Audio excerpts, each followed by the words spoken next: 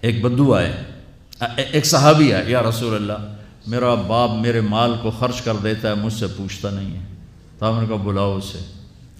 ان کو جب بلایا گیا تو اس نے پوچھا کیوں بلا رہے ہیں؟ کہ تیرے بیٹے نے شکایت کی ہے۔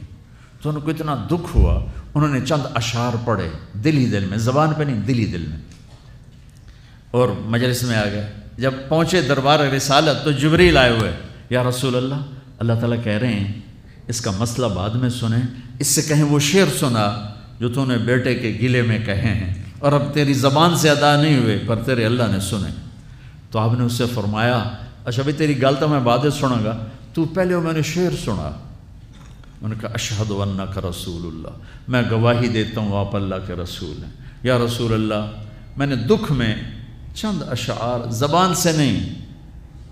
دل ہی دل میں دہرائے تھے، اور آپ کے رب نے عرشوں پہ سنا، واقعی آپ کا رب بھی سچا اور آپ بھی سچے۔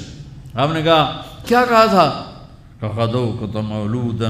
ومنتک یافعا تعل بما اجنی علیک وتنہل واذا ذاقتک بالسقم لم ابت لسقمک الا ساہرا اتململ کأنی انا المتروک دونک بالذی ترکت به عینی وعینی تحمل تخاف الردى نفسی علیک وانها لتعلم ان الموت وقت مؤجل فلما بلغت السن والغایة التي الیها مدى ما فیک اؤمل جعلت جزائی غلظة وفظاظة كأنك انت المنعم المتفضل فإن لم ترو حق ابوبتی فعلت كما الجار المجاور يفعل۔ میرے نبی کے ٹپ ٹپ آنسو، کہا میرے بیٹے جس دن تو پیدا ہوا ہم نے اس دن اپنی ذات کے لیے جینا چھوڑ دیا، ہم نے تیرے لیے زندگی کا سفر شروع کیا، تجھے ٹھنڈی چھاؤں میں بٹھانے کے لیے گرم ہواؤں سے لڑا، تمہیں ٹھنڈی ہواؤں سے بچانے کے لیے برفانی راتوں میں کام کیا، تیری ایک مسکراہٹ دیکھنے کے لیے ساری ساری رات تڑپا، ساری ساری رات اپنے آپ کو کوہلو کے بیل کی طرح اپنی ساری جوانی کا رس نچوڑ کے تیری ہڈیوں میں ڈال دیا۔ میں بوڑھا ہوتا گیا، تو پروان چڑھتا گیا، میری کمر جھک گئی، تیری کمر اٹھ گئی، میری ٹانگوں سے جان نکل گئی، تیری ٹانگیں مضبوط ہو گئیں، میرے ہاتھ کانپنے لگے، تیرے ہاتھ مضبوط ہوئے،